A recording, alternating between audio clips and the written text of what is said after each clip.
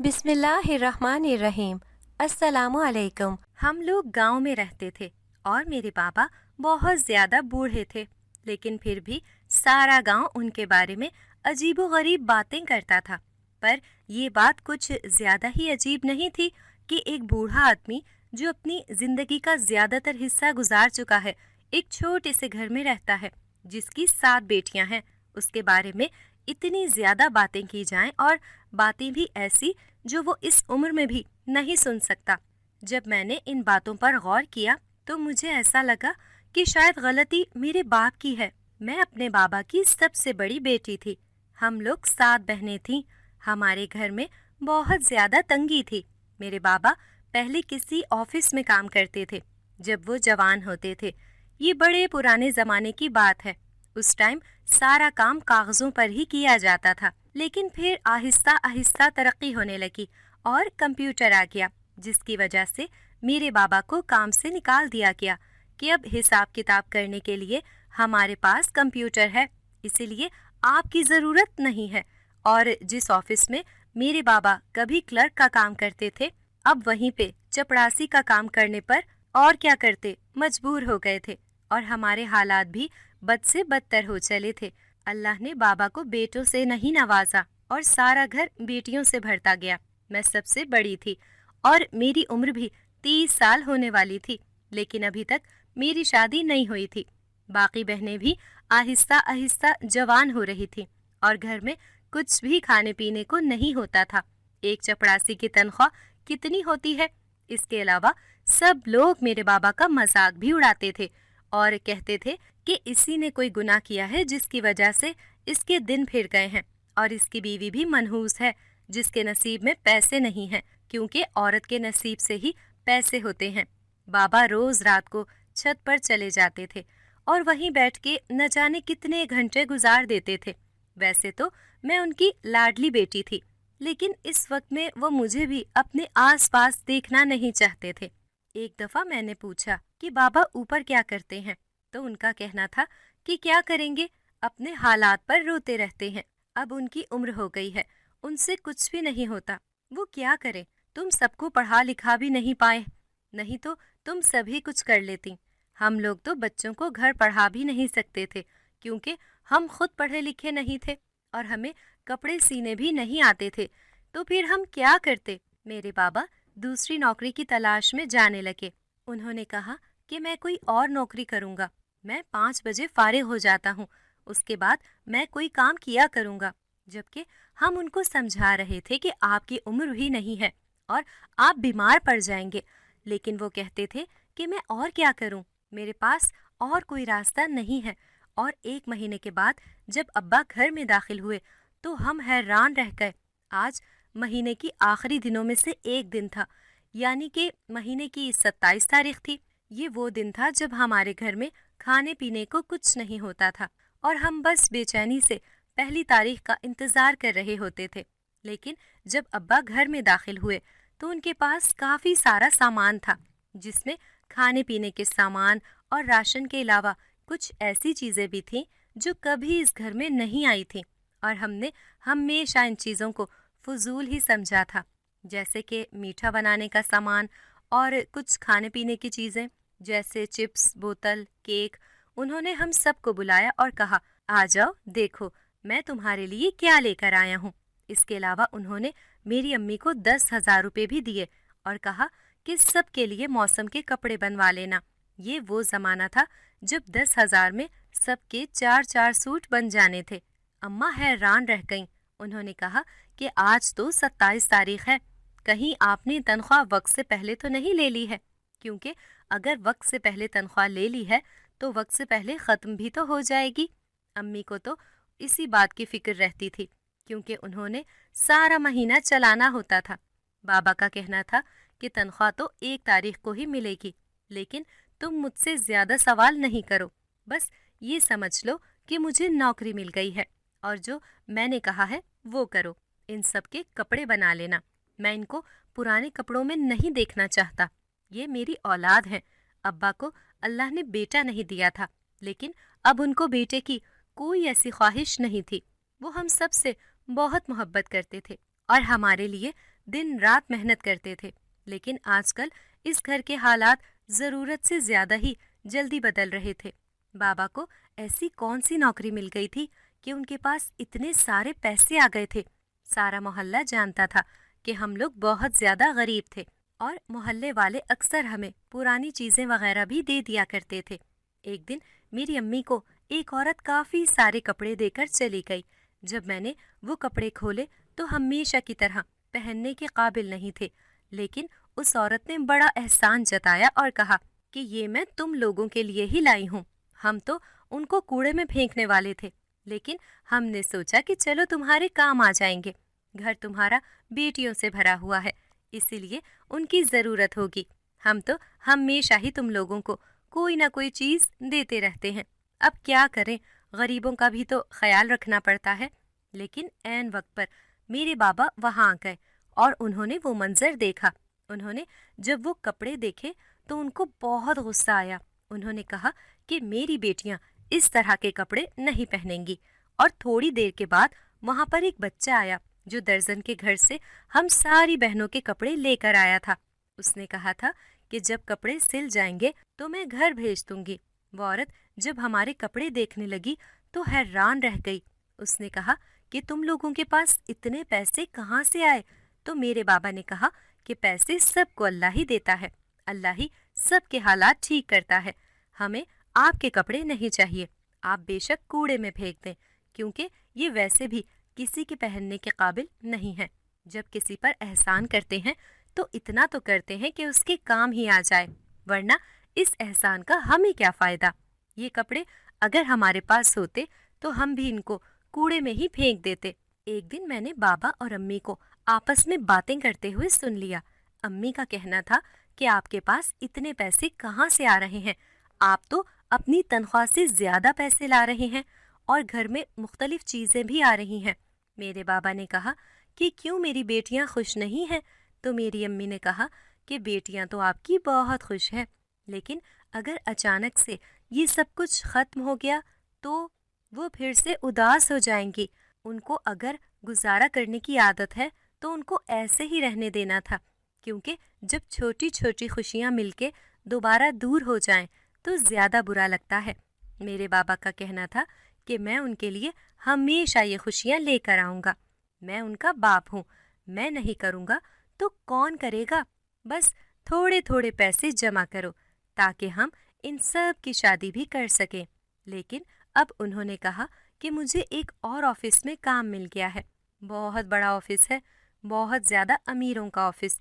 वो बड़ी सी कंपनी है और वो लोग मुझे बहुत अच्छी तनख्वाह दे रहे हैं।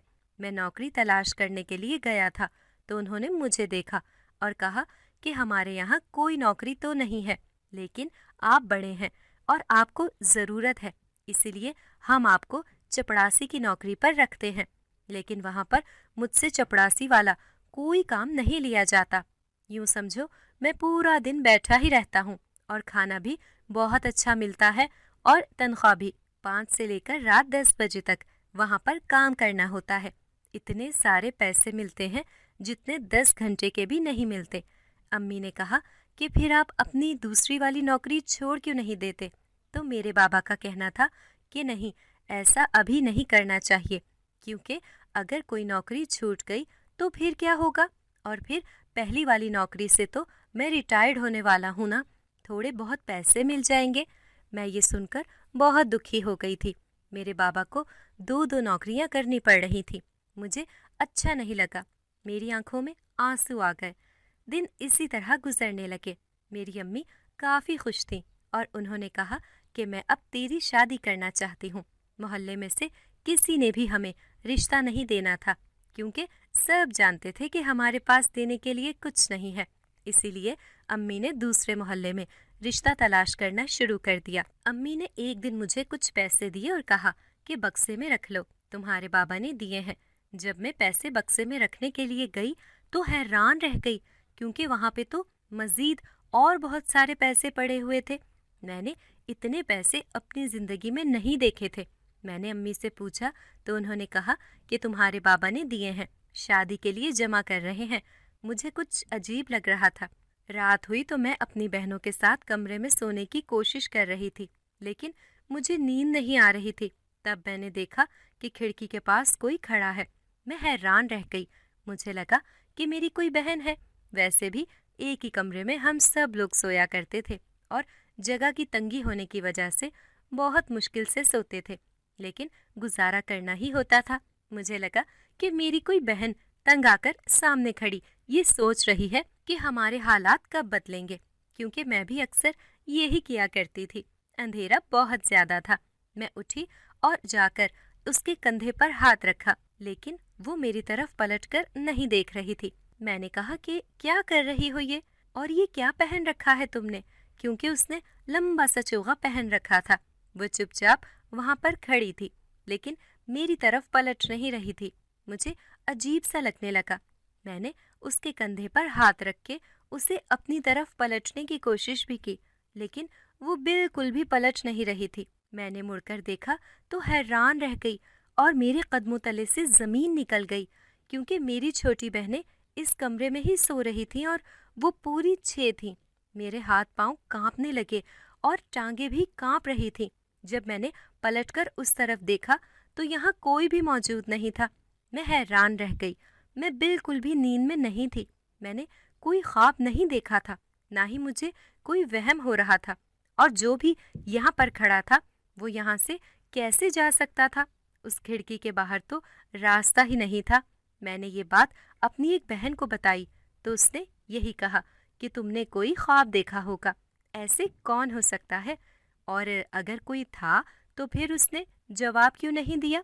हमारे घर में कौन आएगा? और तुम्हें यकीन है कि वो कोई औरत थी? मैंने कहा कि औरत ही थी। उसने कहा कि तुमको वहम हुआ होगा, इसीलिए फिक्र नहीं करो। मैंने ये बात और किसी को नहीं बताई। अब हमारे घर में फर्नीचर भी आने लगा था। मैं और मेरी बहनें जमीन पर सोया करती थीं। सिर्फ एक ही चारपाई थी जिस पर सबसे छोटी बहन को सुलाते थे, क्योंकि वो नीचे सोती तो उसकी कमर में दर्द हो जाता था। लेकिन फिर पापा पलंग लेकर आए। ये 3 बड़े बड़े पलंग थे जिसमें हम लोग आराम से सो सकते थे। लेकिन इस घर में अब चीजों की जगह नहीं थी। मेरे बाबा का कहना था कि घर बदलना होगा। हमारे तो दिन फिर गए थे, इसीलिए मोहल्ले के लोगों ने उल्टी सीधी बातें करनी शुरू कर दी थी, और ऐसी उल्टी सीधी बातें कि जिनको सुनने की हमें कभी उम्मीद भी नहीं थी। कि कोई कहता कि 7 जवान और खूबसूरत बेटियां हैं नवीद की, और जिसकी इतनी खूबसूरत जवान बेटियां हों, भला वो गरीब क्यों होगा? आजकल तो हालात बड़े अजीब हैं। लोग न जाने क्या क्या कर रहे हैं। बेहयाई फैलती जा रही है। एक बूढ़ा आदमी कैसे इतनी जल्दी अपने हालात बदल सकता है? जाहिर है बिलाखिर उसने अपना वही ऑप्शन इस्तेमाल कर लिया जो उसे बहुत पहले कर लेना चाहिए था। अपनी बेटियों की कमाई खा रहा है। मेरी भी मोहल्ले में एक सहेली थी और मेरी बहनों की भी। अब वो भी हमें उल्टी सीधी बातें करने लगी। उन्होंने कहा कि तुमने तो आजकल बड़े महंगे महंगे कपड़े पहने होते हैं। क्या हो गया तुम लोगों को? सारी जिंदगी मांगे हुए कपड़े पहनती रही हो और आजकल तुम्हारे तो तेवर ही नहीं मिलते हैं। मैंने कहा कि मेरे बाबा 2-2 नौकरियां करते हैं, और अगर हमारे हालात अच्छे हो रहे हैं तो तुम्हें खुश होना चाहिए। तुम तो मेरे साथ इस तरह पेश आ रही हो जैसे कोई सास अपनी बहू के साथ पेश आती है। उसने कहा, किसको पागल बना रही हो?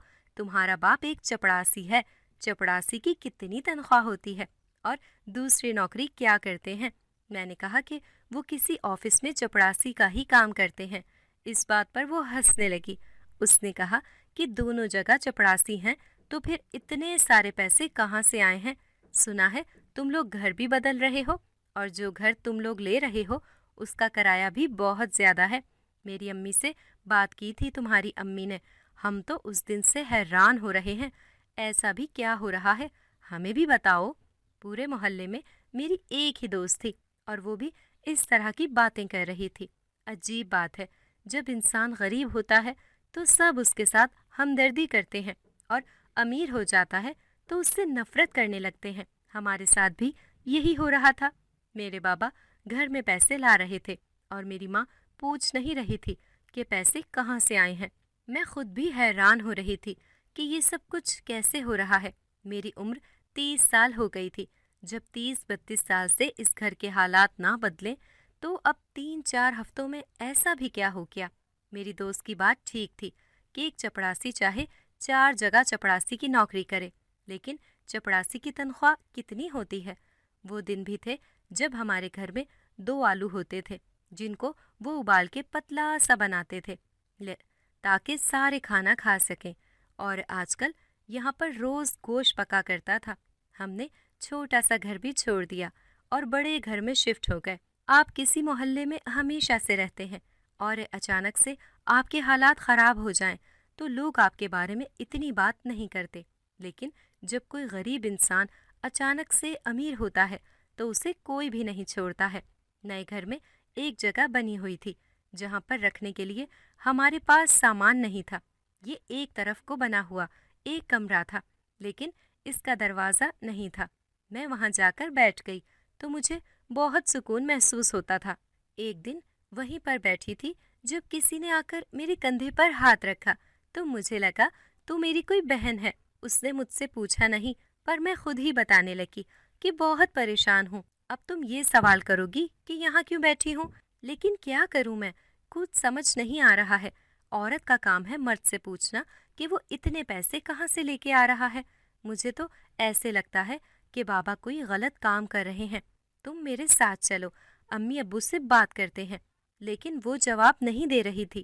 میں اس کی طرف پلٹنے لگی تو اس نے مجھے میرے کندھوں سے پکڑ کے ایسے محسوس کروایا کہ جیسے کہہ رہی ہو کہ اسی طرح بیٹھی رہو. اور پھر میرے کانوں نے ایسی آواز سنی کہ جس کے بعد میں بہت زیادہ حیران رہ گئی. یہ آواز میری کسی بھی بہن کی نہیں تھی. اپنے باپ کو منع کرو، جو وہ کر رہا ہے بالکل ہی غلط ہے. اس کا نتیجہ بہت برا نکلے گا جو تم سب کو برداشت کرنا پڑے گا. میں بار بار تمہیں یہ بتانے کے لیے نہیں آ سکتی. تمہیں خود سارے معاملات کو دیکھنا ہوگا کیونکہ تمہارے دل میں سوال ہے، لیکن باقی کسی کے دل میں بھی سوال تک نہیں آ رہا. اسی لیے تمہیں جواب بھی اکیلے ہی تلاش کرنا ہوگا. میری بات پر غور کرنا. میرے ہاتھ پاؤں بری طرح کانپنے لگے اور دل کی آواز کانوں میں آنے لگی. تھوڑی دیر کے بعد مجھے میرے کندھوں پر سے دباؤ محسوس ہونا ختم ہو گیا. میں نے مشکل سے پلٹ کے دیکھا تو وہاں کوئی بھی نہیں تھا. میں باہر بھاگ گئی تو امی باہر کوئی کام کر رہی تھی. میں نے اپنی بہنوں کے بارے میں پوچھا کہ وہ کہاں ہیں، کیونکہ مجھے یقین تھا کہ ان میں سے کسی نے میرے ساتھ مذاق کیا ہے. پر ان کا کہنا تھا کہ 2 بہنیں تو بازار گئی ہیں اور باقی پرانے گھر میں کچھ سامان رہ گیا تھا وہ لینے کے لیے گئی ہیں. ہمارا پرانا گھر 2 گلیوں کے فاصلے پر ہی تھا. امی نے کہا کہ تمہیں کیا ہو گیا، ڈری ہوئی کیوں ہو؟ میں نے کہا کہ اچھا ہوا آپ مجھے اکیلے میں مل گئیں. مجھے آپ سے بہت ضروری بات کرنی ہے. یہ ہمارے ساتھ کیا ہو رہا ہے؟ بابا اتنے پیسے کہاں سے لے کے آ رہے ہیں؟ وہ گھر میں اتنے پیسے کیسے لا رہے ہیں اور آپ ان سے سوال بھی نہیں کر رہی ہیں؟ آپ کو نہیں لگتا کہ یہ سب کچھ عجیب ہے؟ مجھے کچھ عجیب نہیں لگتا ہے. تب عجیب لگتا تھا جب تم لوگ 4 مہینے تک گوشت نہیں کھاتی تھی اور دال کھانے سے ہم سب کے پیٹ خراب ہو جاتے تھے. آج کل تو مجھے کچھ بھی عجیب نہیں لگتا ہے. تمہارے باپ کے ساتھ میں نے بہت مشکل زندگی گزاری ہے، ہمیشہ گزارا کیا ہے. اب اگر وہ اس گھر میں پیسے لے کے آ رہا ہے تو میں کیوں اس سے سوال کروں؟ مجھے پتا ہے وہ ہمیشہ پیسے نہیں لے کر آئے گا. اس کی عمر نہیں ہے. جلد از جلد ان کو جمع کر کے کچھ نہ کچھ کرنا چاہتے ہوں گے. تم سب بہنوں کی شادی کروا سکوں. غربت سے بڑا اور کوئی عذاب نہیں ہوتا ہے، اور ایک غریب انسان کے لیے یہ دنیا ہی دوزخ ہے. اس لیے مجھے کسی ثواب گناہ کی کوئی پرواہ نہیں ہے. وہ چاہے جہاں سے بھی پیسے لے کے آ رہا ہے، مجھے کوئی مطلب نہیں ہے. جب تک پیسے آ رہے ہیں آنے دو، اور تم کو بھی زیادہ نیک پروین بننے کی ضرورت نہیں ہے. میں نے کہا کہ اس کا مطلب آپ کو بھی شک ہے کہ پیسے کسی اور جگہ سے ہی آ رہے ہیں اور محلے والے سچ بول رہے ہیں. امی نے کہا کہ ہاں مجھے بھی ایسا لگتا ہے، لیکن میں نے کوئی سوال نہیں کیا کیونکہ مجھے پتا ہے کہ تمہارا باپ یہ پیسے کسی عورت پر نہیں لٹا رہا، اپنے کسی نشے پر یا اپنے کسی شوق پر ضائع نہیں کر رہا، بلکہ تم لوگوں کے لیے ہی کر رہا ہے. اسی لیے कोई परवाह नहीं, कल को उसको कोई मुश्किल पड़ेगी तो मिलजुल कर उसका सामना कर लेंगे। वैसे भी जितने बुरे हालात हमने देखे हैं, इससे ज्यादा बुरा और क्या हो सकता है। मैंने तुम्हारे लिए रिश्ता भी देख लिया है और बहुत सारे पैसे जमा कर लिए हैं। आहिस्ता आहिस्ता सब कुछ ठीक हो जाएगा। मेरी बच्ची, तू सबसे ज्यादा समझदार है, लेकिन अब परेशान होने की जरूरत नहीं है। अम्मी की बातें शायद अपनी जगह ठीक थीं। वो जो कह रही थी बिल्कुल ठीक था, क्योंकि उन्होंने बहुत बुरे वक्त देखे थे। लेकिन मेरे साथ जो हो रहा था वो सब कुछ क्या था? मैंने उस औरत को देखा और फिर मुझे उस अनजान औरत की आवाज आई जो मेरे कमरे में आई और उसने बाकायदा मुझे कुछ कहा, जो हो रहा है गलत हो रहा है और तुम्हें ठीक करना होगा। मेरे बाबा जिस ऑफिस में शुरू से काम करते थे वो 5 बजे बंद हो जाता था और इसके बाद मेरे बाबा कहीं और चले जाते थे। मैंने सोच लिया कि मुझे क्या करना है। मेरे लिए ये काफी मुश्किल था, लेकिन मैंने उनका पीछा करना था कि वो कहाँ जाते हैं, ये देखना था। 4:46 का वक्त था कि मैं घर में बहाना करके घर से निकल गई और मैंने अपनी अम्मी को कहा कि मैं अपनी दोस्त के घर जा रही हूँ। मैंने उनको नहीं बताया कि मेरी दोस्त से मेरी लड़ाई हो चुकी है। उन्होंने कहा कि कोई चीज़ लेती जाना, वो हमेशा हमारे लिए कुछ न कुछ लेकर आती थी। मैंने कहा कि ठीक है अम्मी। उन्होंने मुझे पैसे भी दे दिए। मैं बाबा के ऑफिस के बाहर ही कहीं छुप गई। मैंने देखा कि बाबा ऑफिस से निकले और एक रिक्शे में बैठ गए। मैं भी रिक्शे में बैठ गई और मैंने रिक्शे वाले को कहा कि जहाँ ये वाला रिक्शा जा रहा है वहाँ जाना है। मैं डरी हुई थी और परेशान भी। मुझे अच्छा नहीं लग रहा था। अगर बाबा मुझे देख लेते तो ज़रूर पूछते कि तुम मेरे पीछे क्यों आई हो। लेकिन मेरे पास और कोई रास्ता नहीं था। जिसके रिक्शे में मैं बैठी थी वो बुजुर्ग सा था, इसलिए उसने ज़्यादा सवाल नहीं किए और मेरे बाबा का पीछा करने लगा। थोड़ी देर के बाद बाबा ऐसे रास्तों की तरफ जाने लगे जहाँ पर कोई आबादी नहीं थी।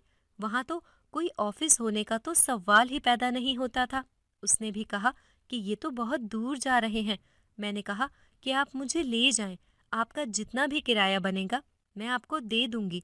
उसने कहा कि बेटी, किराए की बात नहीं है, इस इलाके में कोई भी नहीं जाता। मैंने कहा कि क्या मतलब है, रास्ता तो यहाँ पर जा रहा है ना, रास्ते तो खराब नहीं है, फिर आप क्यों ऐसी बातें कर रहे हैं? उन्होंने कहा कि बेटी, रास्तों का मसला नहीं है, पर इन रास्तों पर कोई भी नहीं जाता है, क्योंकि ये रास्ते तो गांव नंबर 0 की तरफ जाते हैं। मैंने कहा कि गांव नंबर 0 वो क्या है? रिक्शे वाले ने कहा कि अब मैं आपको क्या बताऊं, आप पता नहीं इस तरफ क्यों जा रही हैं और ये शख्स भी कहाँ जा रहा है। रिक्शे वाले ने रिक्शा एक तरफ रोक दिया तो मैंने कहा कि आप ये क्या कर रहे हैं, मुझे आगे जाना है। उसने कहा कि मैं इससे आगे आपको वैसे भी नहीं ले जा सकता, लेकिन आपको यही कहूँगा कि आप यहाँ पर ना जाएं। मैंने कहा कि पूरी बात बताएं।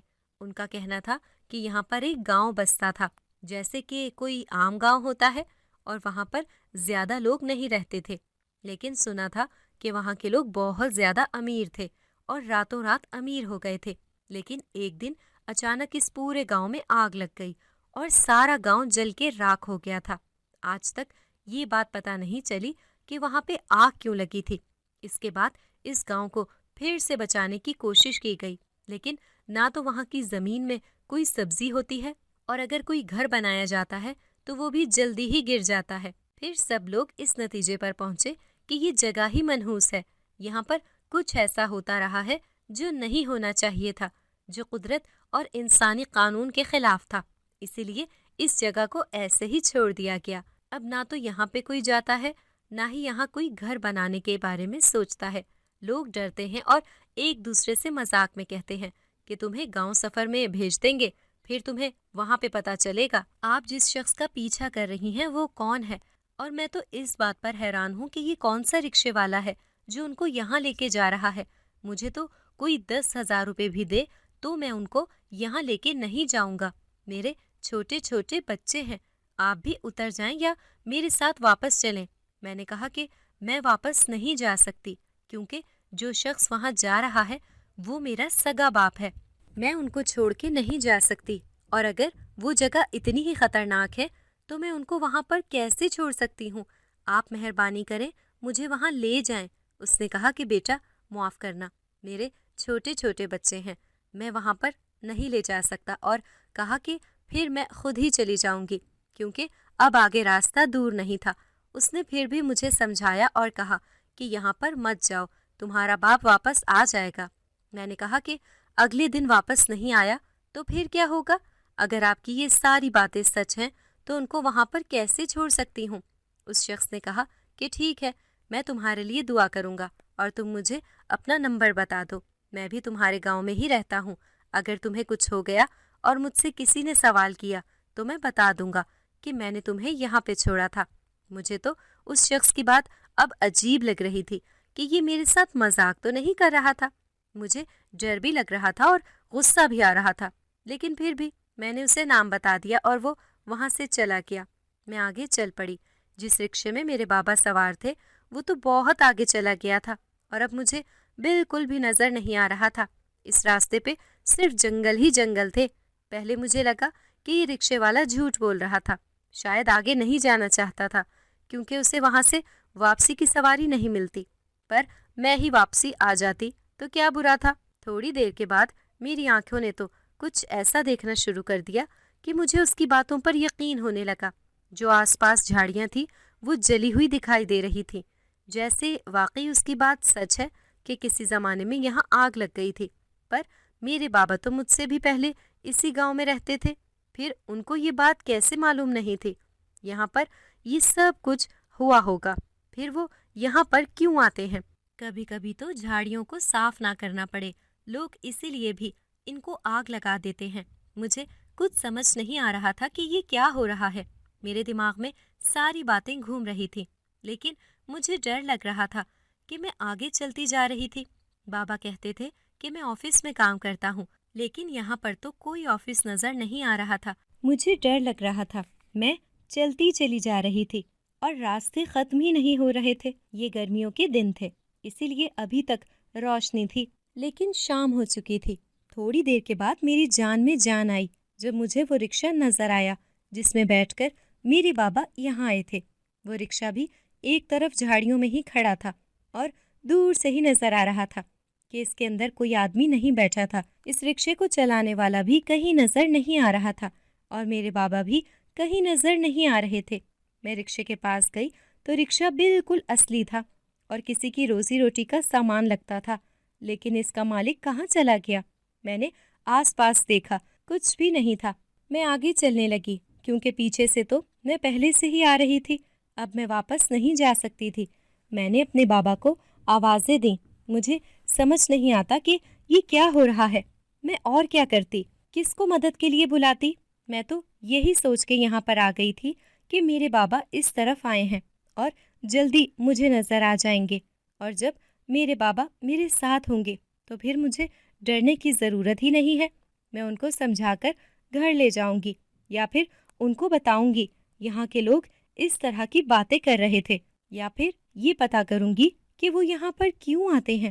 لیکن ابھی تو ایسے لگ رہا تھا کہ جیسے میرے سامنے کوئی راستہ ہی نہیں ہے۔ تھوڑی دیر کے بعد مجھے ایک جلی ہوئی عمارت نظر آئی، لیکن اسے دیکھ کر ایسا لگتا تھا کہ یہ پہلے کوئی بڑی عمارت رہی ہوگی، شاید کسی کا بہت بڑا گھر تھا۔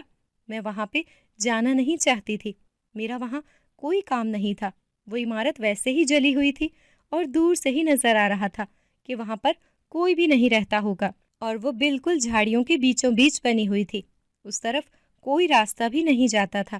لیکن تھوڑی دیر کے بعد میرے قدم رک گئے جب مجھے میرے بابا کی آواز آئی۔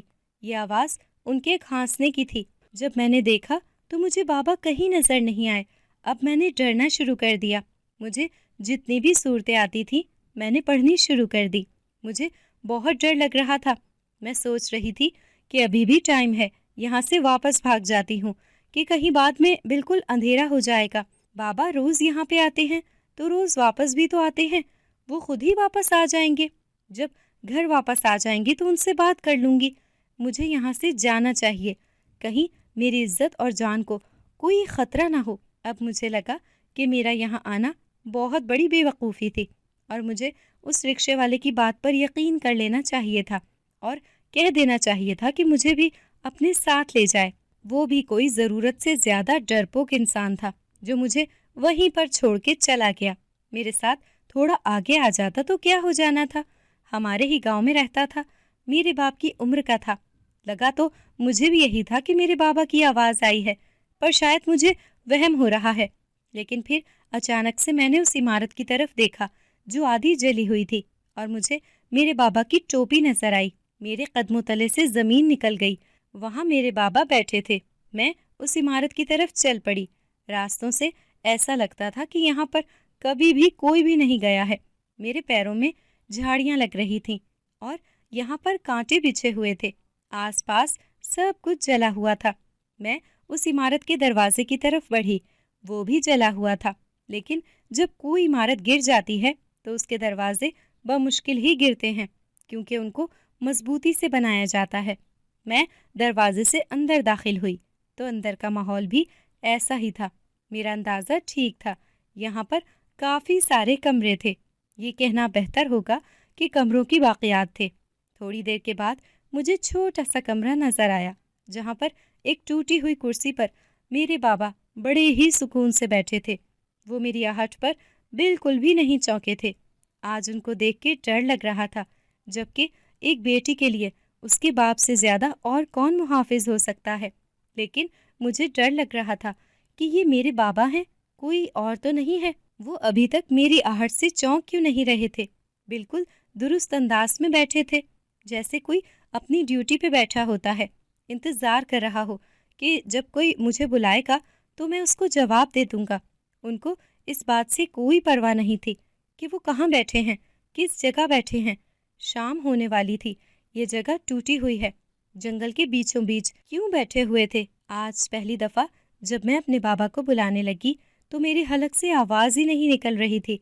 बिलाखिर मैंने उनको पुकारा। मैंने कहा कि बाबा, और इसके बाद वहाँ पर कुछ ऐसा हुआ कि जिसको मैंने कभी ख्याल में भी नहीं सोचा था। मेरे बाबा मुझे देखकर मुस्कुराए। बेटा, तुम यहाँ पर क्या कर रही हो? कैसे आ गई यहाँ पर? या मुझे देर हो गई? मैंने कहा कि नहीं, देर नहीं हुई बाबा। और आप यहाँ पर क्या कर रही हैं?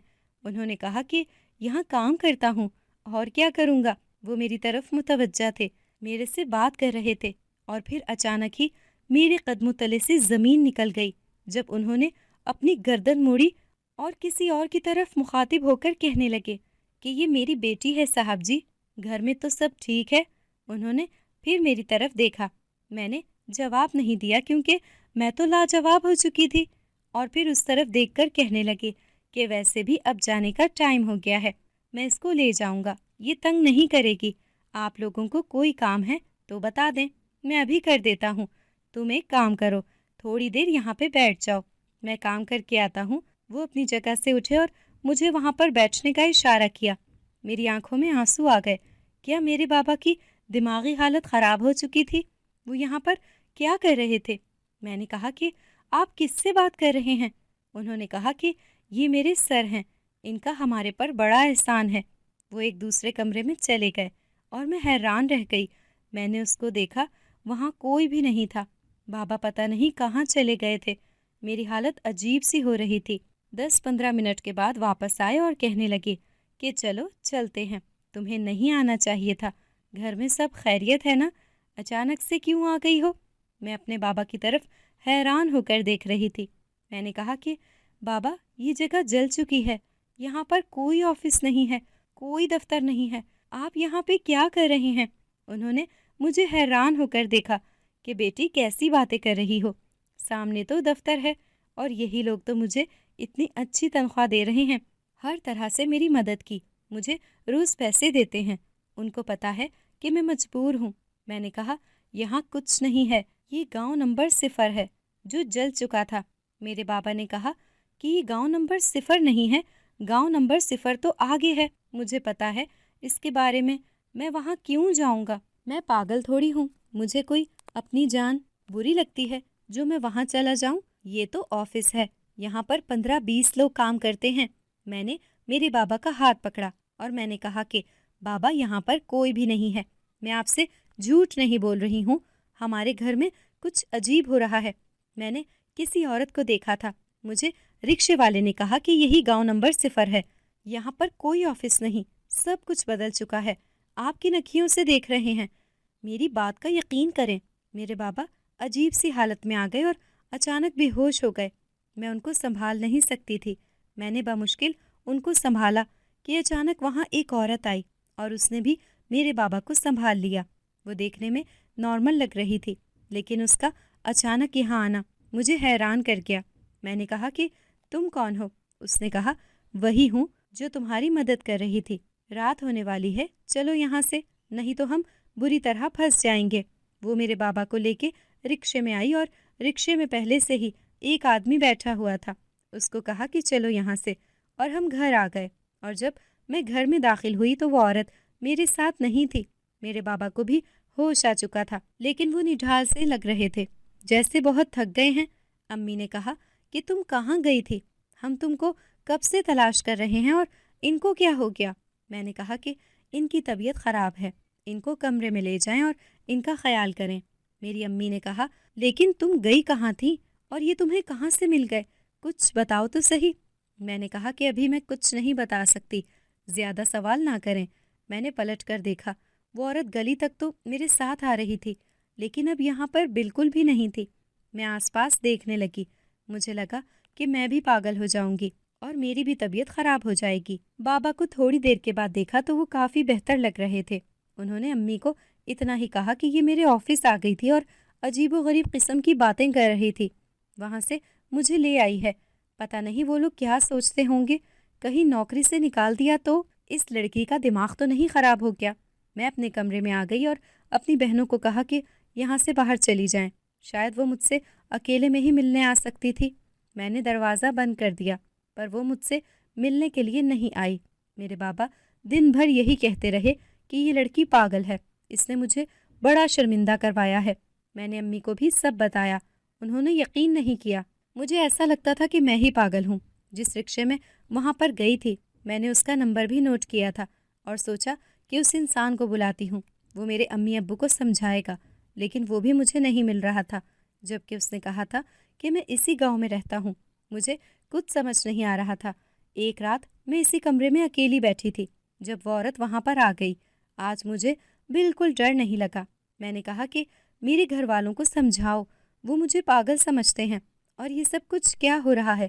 اس نے کہا کہ اب تمہارے گھر والے تمہیں پاگل نہیں سمجھیں گے، تمہارے باپ کے دماغ سے وہ بات بھی نکل جائے گی۔ میں اتنے دن سے اسی کام میں مصروف تھی۔ میں ایک جن زادی ہوں، اور جہاں تمہارا باپ کام کرنے گیا وہ بھی سارے جنات تھے۔ وہ جنات کا آفس تھا، وہ لوگوں کو پھنساتے ہیں۔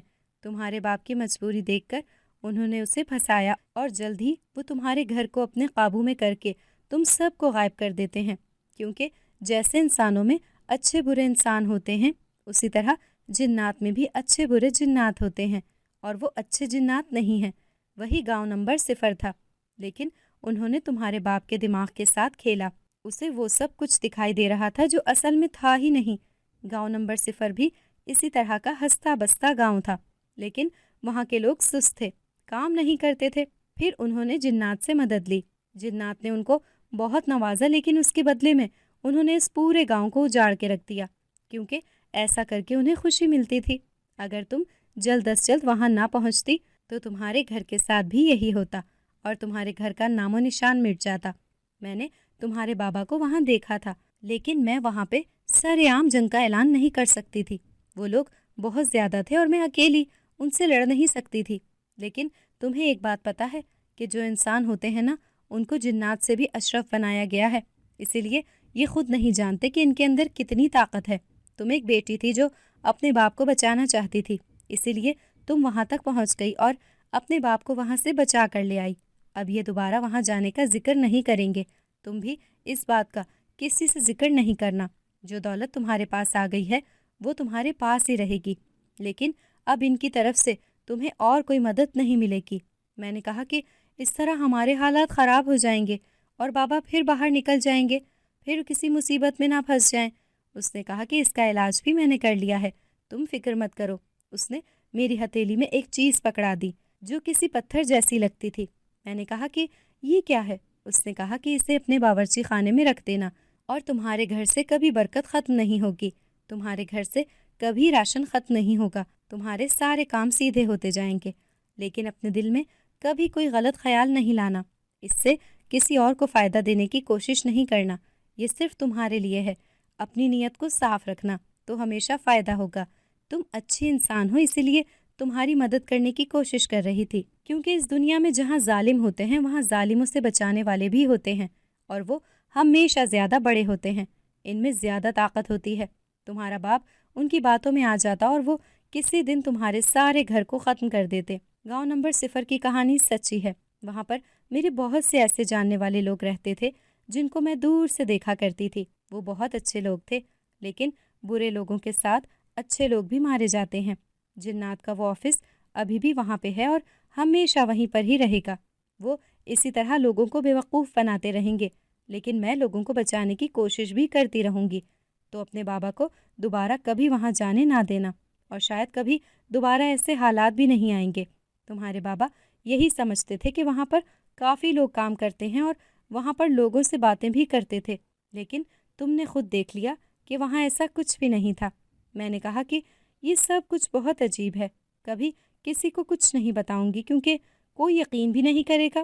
اس نے کہا کہ کبھی کسی کو کہانی سمجھ کر ضرور سنا دینا، شاید لوگ اسے کہانی سمجھ کر ٹائم گزارنے کے لیے سن لیں، لیکن کبھی کبھی یہ ذہن میں رکھنا چاہیے کہ ہر کہانی کہانی نہیں ہوتی ہے۔ کبھی کوئی شخص آپ کو کہانی سناتا ہے اور وہ بھی یہ جانتا ہے، لیکن اصل میں وہ کہانی نہیں ہوتی۔ میں نے اس کا شکریہ ادا کیا اور وہاں سے چلی گئی۔ جب آپ کی مدد کرنے کے لیے کوئی بھی نہ ہو تو اللہ کسی نہ کسی کو بھیج دیتا ہے، ورنہ اتنی گہری بات ہمیں بھی پتہ ہی نہیں چلتی اور ہم لوگ برباد ہو جاتے۔ میں کیسے اس بات کی تہہ تک پہنچ سکتی تھی؟ میں کیسے اس چیز پر یقین کرتی؟ میں کچھ بھی نہیں کر سکتی تھی۔ اگر وہ میری مدد نہ کرتی تو کیا ہوتا؟ اب ہمارے گھر میں واقعی بہت برکت ہے۔ لوگوں نے بھی ہمارے خلاف باتیں کرنا چھوڑ دیں۔ میرے بابا نے دوبارہ کبھی اس چیز کا ذکر نہیں کیا، یہاں تک کہ میرے ماں باپ میں سے کسی نے میری اس حرکت کا ذکر بھی نہیں کیا کہ تم ایک دن کہیں چلی گئی تھی۔ شاید اس نے میرے ماں باپ کے دماغ سے یہ بات نکال لی۔ ہمارے گھر میں برکت رہتی ہے، کھانے پینے کی چیزیں آتی ہیں۔ میری شادی بھی ہو چکی ہے اور میری بہنوں کی بات چل رہی ہے، کسی کی منگنی ہو گئی اور کسی کے لیے رشتہ دیکھا جا رہا ہے۔ ہم جو کام کرنے کی کوشش کرتے ہیں وہ سیدھا ہو جاتا ہے۔ ہم نے اتنے سال تنگی اور غربت میں گزارے ہیں، شاید اب ہمیں اس صبر کا پھل مل رہا ہے۔ یہ سب کچھ خدا کی مرضی سے ہو رہا ہے۔ اس نے ہمیں بچایا اور پھر ہمیں اتنی اچھی زندگی دے دی۔ گھر میں سب کچھ ٹھیک ہے۔ میرے بابا ریٹائر ہو گئے ہیں اور اب ان کی صرف پینشن نہیں آتی ہے، بلکہ ان کی پینشن میں اتنی برکت ہوتی ہے کہ سارے گھر کے خرچے پورے ہو جاتے ہیں اور سب کچھ ٹھیک ہو جاتا ہے۔ اگر آپ کو ہماری آج کی کہانی پسند آئی ہے تو اسے لائک کریں، شیئر کریں اور چینل کو سبسکرائب کرنا مت بھولیے گا، تاکہ آپ کو ہر نئی آنے والی ویڈیو کا نوٹیفیکیشن بر وقت ملتا رہے۔